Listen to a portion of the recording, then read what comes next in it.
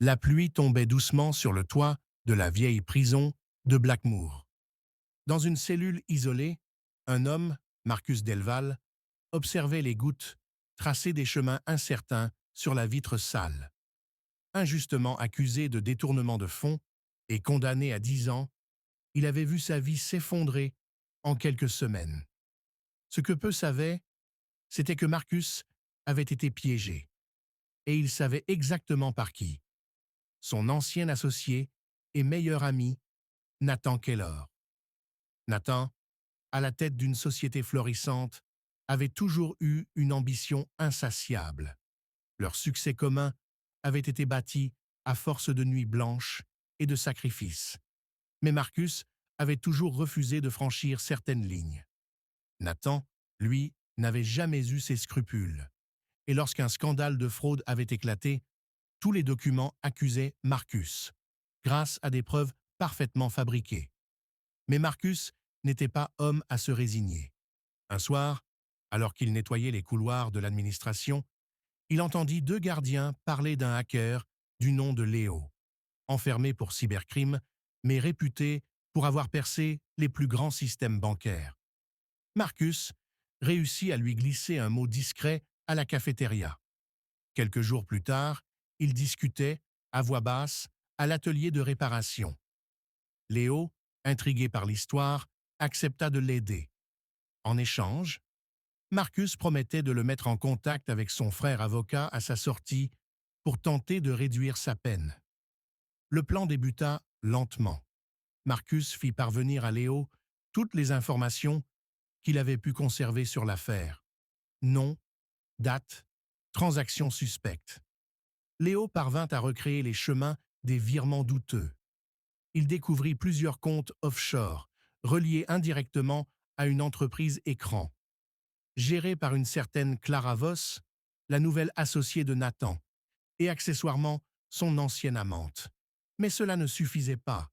Il fallait une preuve irréfutable, quelque chose que personne ne pourrait contester. C'est là qu'ils pensèrent à Victor, un ancien comptable de l'entreprise qui avait mystérieusement disparu après le procès. Marcus lança un appel via un ancien contact dans la presse. Une semaine plus tard, Victor répondit. Il vivait reclus, rongé par la culpabilité. Il révéla qu'il avait falsifié les livres sous la menace de Nathan, mais qu'il avait conservé une copie des vrais documents, au cas où. Il les envoya à Marcus, cachés dans un vieux livre, via un colis légalement autorisé par la prison.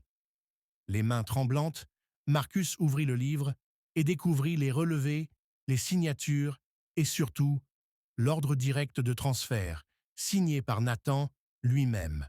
L'arme fatale. Grâce à l'aide de Léo, ils scannèrent les documents et les firent parvenir anonymement à une journaliste d'investigation tenace, Lina Rami, connue pour son intégrité. En quelques jours, une enquête fut lancée. La presse s'enflamma. Nathan tenta de tout nier, parlant de complot orchestré depuis une cellule de prison. Mais Lina publia un article choc, avec les documents à l'appui, les extraits audio récupérés par Léo, et même un témoignage filmé de Victor. La justice réagit rapidement.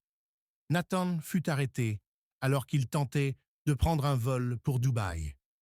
Lors de son procès, il osa croiser le regard de Marcus, désormais blanchi, assis dans la salle, libre depuis quelques semaines seulement.